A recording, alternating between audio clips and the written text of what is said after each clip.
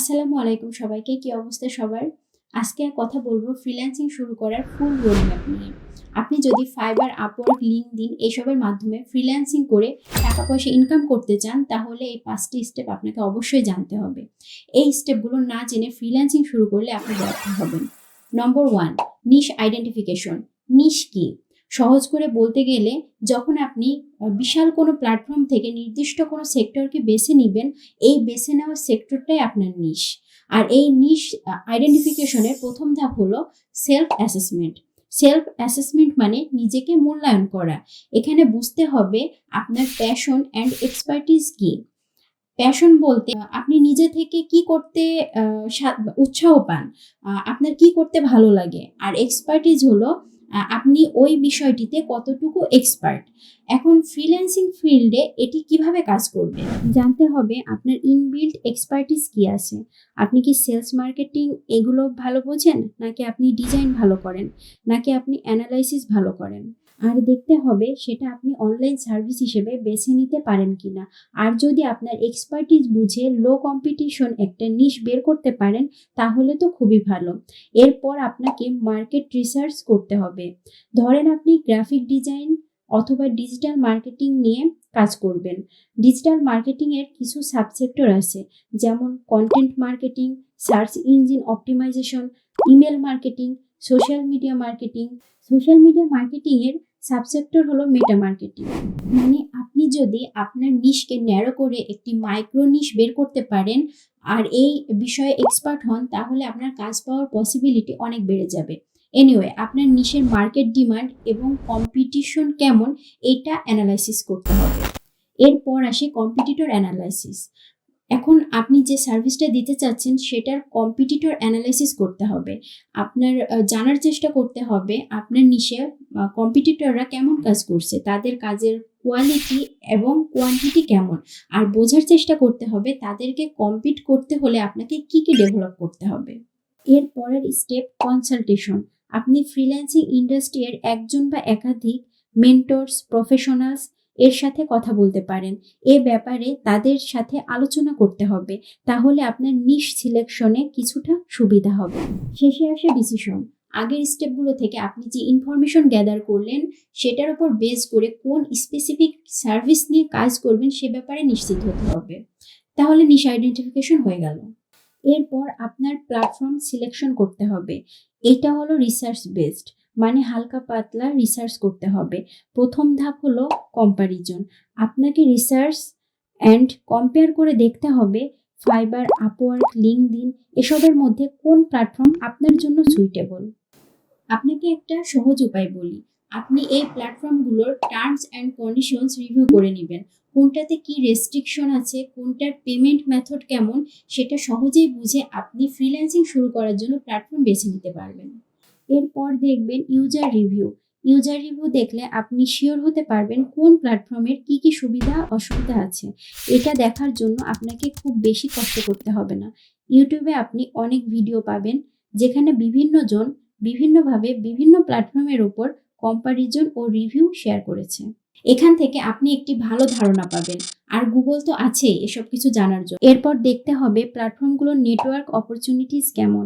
Platform selection করার সময় আপনাকে দেখতে হবে কোথায় নেটওয়ার্ক বিল্ড করার অপরচুনিটি বেশি। নেটওয়ার্ক অপরচুনিটি এর কথা বলতে হলে প্রথমেই আসবে outside the market place.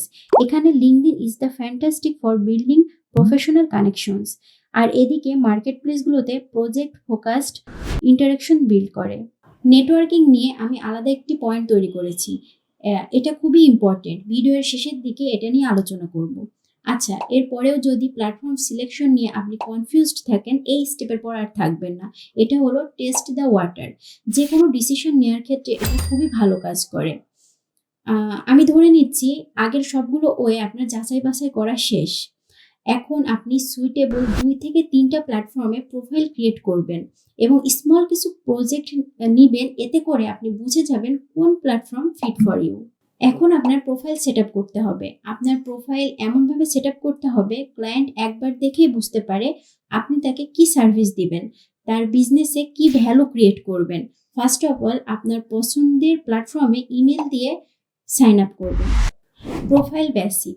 Account create করার পর কিছু বেসিক্স থাকবে, যেমন your name, a professional profile picture which is very important, and tagline যেটা আপনার স্কিলস অ্যান্ড সার্ভিসকে রিফ্লেক্ট করবে। পাশাপাশি আপনার প্রোফাইলে স্কিলের list, certification, relevant experience add করবেন।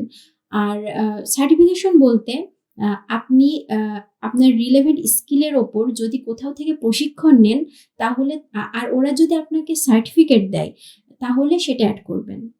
এখন ডিটেল ডেসক্রিপশন এমন হতে হবে যেখানে your experience, expertise and what you can offer to your clients এগুলোকে হাইলাইট করে।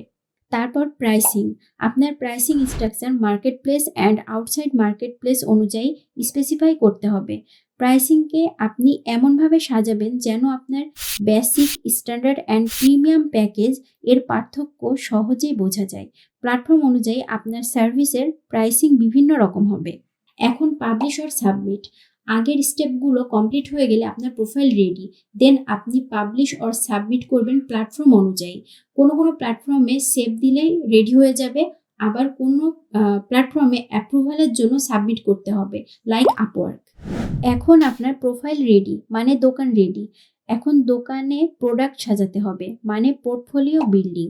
দোকানে যদি প্রোডাক্ট অর্গানাইজ থাকে তাহলে যেমন খুব সহজেই কাস্টমার অ্যাট্রাক্ট হবে, ঠিক তেমনি কাস্টমার অ্যাটেনশন পেতে হলে অবশ্যই পোর্টফোলিও আই ক্যাচি এবং অর্গানাইজড হতে হবে।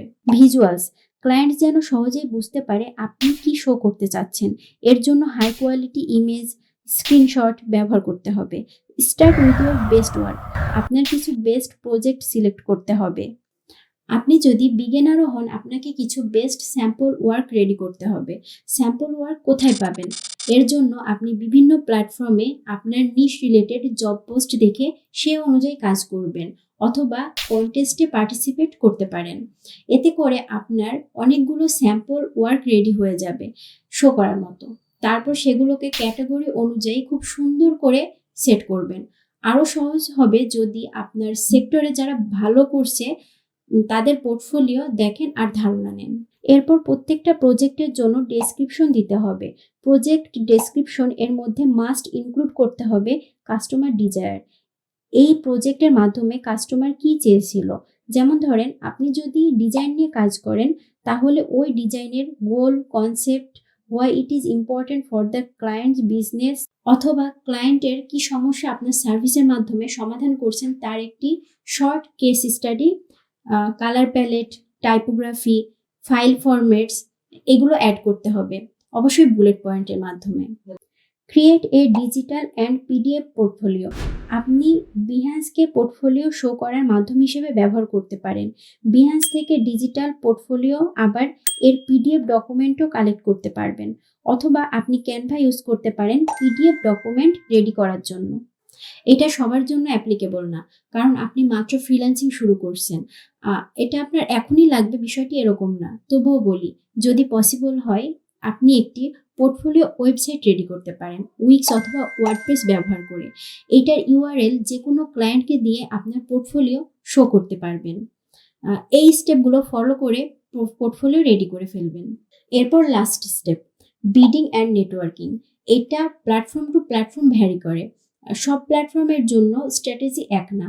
কোনো প্ল্যাটফর্মে আপনি বিড করতে পারবেন বাট নেটওয়ার্কিং করতে পারবেন না, যেমন আপওয়ার্ক। আবার কোনো প্ল্যাটফর্মে আপনি বিডিং, নেটওয়ার্কিং কোনোটাই করতে পারবেন না, যেমন ফাইবারে আপনি গিগ এর মাধ্যমে কাজ পাবেন। বাট আউটসাইড মার্কেট প্লেসের জন্য নেটওয়ার্কিং এর বিকল্প নেই, এটা আপনাকে করতেই হবে। নেটওয়ার্কিং এর জন্য কিছু স্টেপ ফলো করলেই এটা আপনার জন্য সহজ হয়ে যাবে। তার মধ্যে ফার্স্ট হচ্ছে কানেকশন বিল্ডিং। আপনাকে রেগুলার আপনার নিশ রিলেটেড পিপলের সাথে কানেক্ট হতে হবে।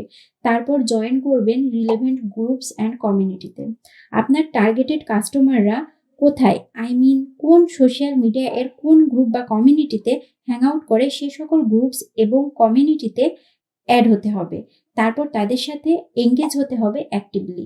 এর জন্য আপনি তাদের পোস্টে লাইক এবং ভ্যালুয়েবল পোস্টে ভ্যালুয়েবল কমেন্টস করতে পারেন, তাদের প্রবলেমের প্রপার সলিউশন দিবেন। এরকম এঙ্গেজ হওয়ার আরও অনেক ওয়ে আছে। এরপর ভ্যালুয়েবল কন্টেন্ট শেয়ার করতে পারেন।